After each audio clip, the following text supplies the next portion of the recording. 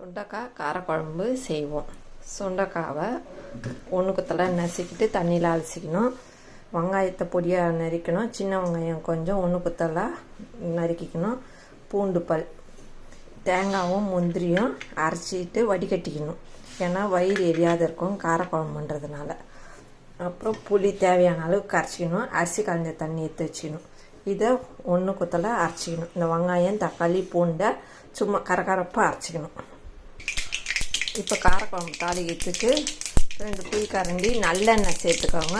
கடுகு பொஞ்சதும் சீரகம் வெந்தயம் ஆட் பண்ணிட்டு இந்த வெங்காயத்தை போட்டு நல்லா வதக்கணும். இந்த வெங்காயம் பூண்டு போட்டு நல்லா வதக்கிக்கணும். உப்பு ஆட் பண்ணி வதக்கிக்கோங்க. வதக்கிட்டு தக்காளி ஆட் பண்ணிடலாம். தக்காளி ஆட் பண்ணி நல்லா வதக்கணும். தக்காளி வதங்கணுன்னா இந்த கரகரப்பாக அரைச்சி வச்சுட்டு ஆட் பண்ணிக்கணும். இந்த சுண்டைக்காவை ஆட் பண்ணி நல்லா வதக்கணும். நல்லா வதக்குனா அந்த சுண்டைக்காய் வாசனை போகிற வரைக்கும் நல்லா வதங்கணும். அப்போ தான் காரக்குழம்பு நல்லாயிருக்கும். இப்போ வதங்கினோடனே மஞ்சாத்தூள் பெருங்காயத்தூள் தேவையான மிளகாத்தூள் ஆட் பண்ணணும்.